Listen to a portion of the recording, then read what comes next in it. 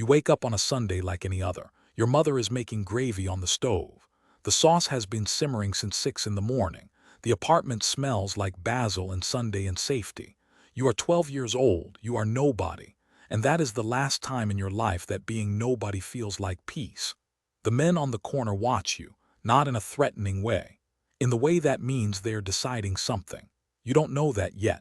You just know they have nice shoes, and that Mr. Caruso never waits in line at the butcher, and that your father lowers his voice whenever their names come up. You file all of this away without knowing you're filing it. The education has already begun. You didn't sign up for it. You didn't have to. You're 16. You run an envelope. That's it. A sealed envelope from a dry cleaner on Mulberry Street to a man eating lunch at a corner table in a red sauce restaurant on Hester. The man doesn't look at you. He doesn't say thank you. He slides the envelope under his thigh and goes back to his veal. You walk out into the afternoon sun with $40 in your pocket and the feeling that the city just winked at you. This is level 1. You are an errand boy. The organization has 10,000 of you and knows none of your names. You are a nerve ending. You feel the signal, but you don't know the brain. But you remember that corner table. You remember how the man's suit fit, how no one sat next to him until he wanted them to, how the waiter called him Mr. Greco and meant it. You want to be called something and have it mean something. That wanting is the enrollment. You're 22. You're on a crew. Nothing glamorous, a numbers operation out of a social club in South Brooklyn, a little loan sharking, the occasional collection that goes sideways and needs to be unsidewaysed. Your capo is a man named Sal who sweats through linen shirts and tells the same story about 1987 every Thursday. You listen every time like it's new. That's the job. This is level 2. You are an associate, not a member, not made, not even close. You are useful, which is the best thing a young man can be in this world. You are trusted with small things, which means you are being tested for larger ones. The FBI doesn't have a file on you yet. You're a blip, a name mentioned once in a wiretap transcript, flagged, unflagged. You appear in the margins of other men's stories. You have no chapter of your own. Yet, you are learning the grammar of the life. How to say yes without saying yes. How to say no without saying no. How to be in a room without being in a room. You are learning to disappear in plain sight. That is more valuable than any weapon. You're 29, they sit you down. There's a ceremony, candle, card, pricked finger, words in Sicilian that you half understand. When it's over, a man who hasn't smiled in 15 years puts his hand on your face and says, "Now you're one of us." You are made level 3. The world shifts, not visibly, not with a parade, but suddenly there are phone calls you receive instead of make, rooms you're allowed into, tables where you sit instead of stand. A certain stillness comes over the men around you, the stillness of people who have just recalculated your value. You also now know what happens to men who violate the oath you just took. You have seen it. You have been asked once to help with it. You don't think about it in the daytime. The nights are another matter. The FBI has a file now. It's thin, 4 pages. They know you're made, they don't know much else. A surveillance photo of you outside a restaurant. Your name in someone else's transcript spoken with a particular kind of respect that tells an analyst everything. A field agent circles your name in red pen. One to watch, he writes in the margin. He's right. You're 37, you run a crew of your own. 7 men. 2 territories, a sports book, a construction shakedown, a percentage of 3 restaurants that exist mainly to launder money through the pasta special. You have a driver. You have a lawyer on retainer who has never once asked you a direct question. You have a wife who knows and doesn't know, the way a certain kind of woman knows and doesn't know, which is one of the great unspoken arrangements of this life. You are a capo, level 4.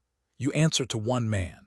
Everyone beneath you answers to you. You are middle management of an empire, and like all middle management, you absorb the pressure from above and the problems from below, and you squeeze them somewhere in your chest until they calcify. Your name is now spoken carefully. In certain neighborhoods, it opens doors. In certain other neighborhoods, it closes them. You have a reputation, which is a thing that lives separately from you, does your work while you sleep, and occasionally does things you didn't authorize. The FBI wiretap in the restaurant 2 blocks from your social club picks up your voice on a Tuesday afternoon. Nothing incriminating, just your laugh. But the agent monitoring the feed writes in his log, subject present, good spirits, unaware. He knows you're there every Tuesday. He's building a picture. You are becoming a portrait without knowing you're sitting for it. You're 45. The boss is old. The underboss is in prison, year 6 of a RICO sentence, still running things by message, lawyers, wives, a nephew who drives things back and forth. The consigliere whispers in your ear at a Christmas dinner and says, "You're being considered. This is level 5. The underboss, you don't announce this. There is no press release. There is a stillness, again, deeper this time, the way it gets still in a room before a thunderstorm. People watch where you sit and then sit accordingly. Men who once had to be reminded to call you come to you voluntarily now with their problems, their tributes, their careful complaints about one another. You manage the organism. You feel it breathe. When it coughs, you feel it in your sternum. When it thrives, there is a satisfaction that has no name in English, maybe not in any language, the particular pleasure of a complicated machine running the way you calibrated it to run. The FBI now has 47 pages on you. Surveillance photos, financial traces. 3 informants, none of whom have anything hard, all of whom are circling. There is a task force. They call themselves by an acronym. They have a dedicated conference room with your photo, your known associates, your properties, your cars, your wife's car. They have a timeline on the wall. They argue about the timeline. They are not as far off as you'd like. You start sleeping less. You're 53. The old man dies of a heart attack in his kitchen quietly, which is both the best death and the worst death a man like him can have. His body isn't cold before the conversation starts. They vote. It isn't a democracy, but there is a process. There are deliberations and loyalties and the memory of debts, some of them decades old, debts that were never written down because writing things down is how men like you go to prison. And then it is decided. You are the boss. Level 6. There is no ceremony this time. Just a meeting that ends with every man in the room standing when you stand. A small thing. Everything. You own nothing on paper, everything in practice. Cash flows through layers of companies, cousins, a restaurant group, a garbage hauling operation, a real estate LLC registered in the name of a man who died in 1994. You drive a modest car. You wear unremarkable clothes. You eat at the same restaurant every Tuesday. You are the most powerful private citizen in 100 square miles and you look like an accountant. Looking unremarkable is not modesty, it is strategy. The target that can't be measured can't be aimed at. The FBI has 90 pages now. There is a grand jury. You've known about it for 6 months. Your lawyers are preparing. Your associates are being reminded, sometimes gently, sometimes not, of their loyalties. 3 men in your orbit are deciding whether to flip. 2 of them won't. The third is your problem. You think about the third man at night. You think about his daughter who you once gave $100 at her first communion. You think about what you will have to authorize if it comes to that. You think about your own daughter and you put that thought in a room and close the door and do not open it again. The indictment comes. Federal RICO, 23 counts. The arrests happen on a Tuesday morning at 6 a.m. because they always come at 6 a.m. because there is something they believe a man is less himself at 6 in the morning, softer, more frightened. They are not wrong. You do not run. Running is for men who haven't thought it through. You have thought it through since the morning you were made, every day for 24 years, the way a sailor thinks about the ocean, not with fear exactly, but with an ongoing reckoning. You surrender on the front steps in a bathrobe. Your lawyer is already there. Your wife watches from the doorway with a face that has rehearsed this expression for years. The trial takes 14 months. 3 of your men testify against you. The third man, the one you thought about at night, is one of them. He sits on the stand and does not look at you. You do not make him. You understand. Betrayal at this level is not personal. It is arithmetic. You are convicted on 11 counts. You are sentenced to 22 years. You are 61 before you see the outside of a prison without handcuffs. You sit in your cell at night. The cell is quiet. After 30 years of noise, the noise of a life lived at maximum pressure, at maximum exposure, surrounded by people who needed things from you and feared you and loved you and lied to you, the quiet is something you do not know what to do with at first. And then slowly you do. You read.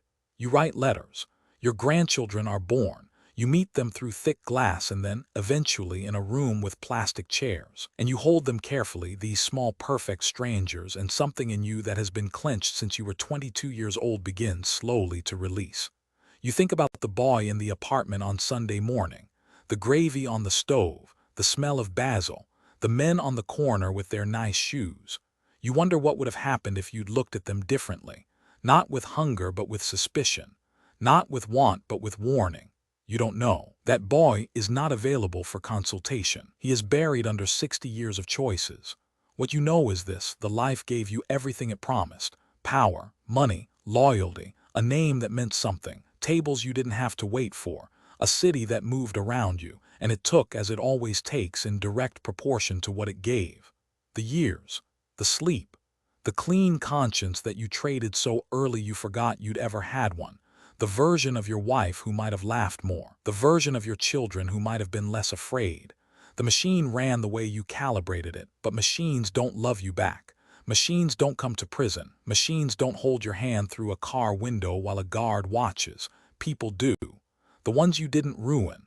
There are a few, not as many as you'd like, more than you deserve. You walk out at 61.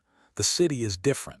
The neighborhood is different. The men on the corner are different men with different phones and different arrangements. The restaurant where you sat on Tuesday is a juice bar now. The social club is a yoga studio. Your empire is someone else's history. You take a walk. No driver, no crew. Just the autumn air and the sound of your own footsteps, which are the footsteps of an old man now, slower than they used to be, but still yours. A young kid on the corner looks at you the way you once looked at men like you, with hunger, with want, with the belief that those shoes, that stillness, that particular weight in the room, that those things are available to him, that they are worth what they cost. You want to tell him what they cost. You want to stop and take him by the shoulders and explain the arithmetic in terms so plain he couldn't mistake them. You don't. You know he wouldn't hear you. You know because you were him. And no one could have told you anything either. That is the cruelest level of all. Not the indictment, not the cell, not the Tuesday morning in the bathrobe. The cruelest level is the boy on the corner who thinks your life was a success story.